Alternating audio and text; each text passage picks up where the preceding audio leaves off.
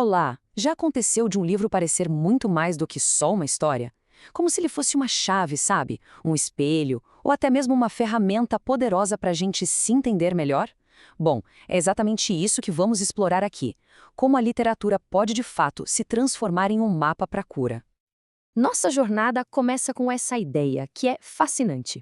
E se, em vez de só ler um livro, a gente permitisse que o livro nos lesse? A proposta é que certas histórias não servem apenas para entreter. Elas têm o poder de revelar algo muito profundo sobre quem nós somos. É isso mesmo, as histórias funcionam como espelhos. Nelas, a gente consegue enxergar um reflexo das nossas próprias vidas, das nossas dores, dos nossos medos e, o mais importante, do nosso incrível potencial de transformação e de cura. Então, essa é a grande pergunta que vai guiar a nossa análise hoje. E para descobrir a resposta, a gente vai usar uma metodologia bem interessante chamada travessuras literárias, que usa um romance específico como nosso guia para navegar pelas complexidades da alma humana. Ok, vamos mergulhar nisso. Para embarcar nessa jornada, a gente precisa de um kit de ferramentas, né?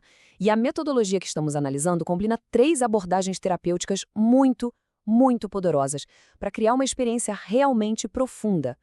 E o mais interessante aqui é que essas 3 ferramentas não funcionam de forma isolada, sabe? Elas formam um tipo de tripé, um sistema completo em que a leitura ajuda a diagnosticar, a escrita ajuda a processar e, por fim, a reinterpretação da nossa história nos liberta. E o nosso guia nessa jornada toda vai ser um romance chamado A Livraria Mágica de Paris. E o protagonista dele, o Monsieur Perdu, é ele que vai ser o nosso mentor. Esse conceito é a alma do livro. O Monsieur Perdu, ele não vende apenas livros na livraria flutuante dele. Ele tem um dom, quase mágico, de sentir exatamente qual história pode consertar uma alma partida ou acalmar um coração ansioso. E aqui é que está o grande conflito da história. O farmacêutico que cura todo mundo não consegue curar a si mesmo. Ele vive completamente preso ao passado. E é a jornada dele para confrontar essa própria dor que vai ser o nosso mapa nesta análise. A jornada do Perdu, e a nossa por consequência, começa quando ele precisa confrontar uma metáfora muito forte para essa dor que ficou guardada. E isso nos leva a uma pergunta fundamental. O que exatamente essa imagem de um quarto trancado representa na nossa vida? Bom, o quarto trancado é aquele lugar, seja ele físico ou mental, onde a gente guarda sentimentos, memórias ou sonhos que temos medo demais de encarar. Vira um tipo de santuário de dor que, em vez de proteger, na verdade nos aprisiona.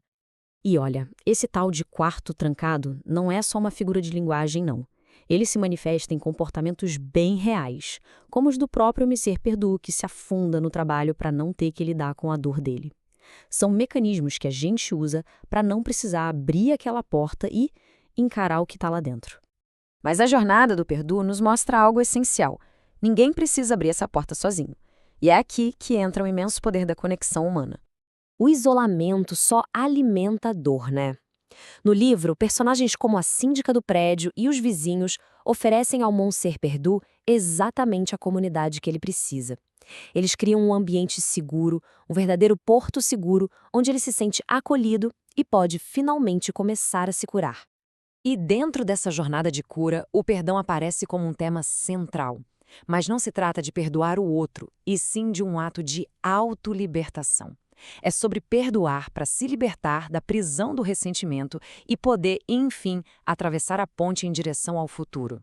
Então, depois de confrontar o passado e de encontrar apoio na comunidade, vem o passo final, que talvez seja o mais poderoso de todos: pegar a caneta e começar a escrever uma nova história para o futuro. E isso, aqui, é o princípio central da terapia narrativa em ação na prática. A ideia é identificar aquela história que nos limita e dar a ela um novo título, transformando uma narrativa de vítima em uma de protagonista da própria vida. E é aqui que essas ideias, que parecem abstratas, se transformam num plano de ação bem concreto.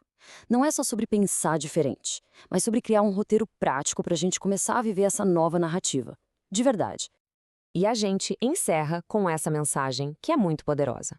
Essa jornada de cura pela literatura mostra que, embora não seja possível mudar os capítulos que já foram escritos, nós temos total poder para sermos os autores do que vem a seguir. A verdadeira magia, no fim das contas, está em pegar a caneta e decidir como a história continua.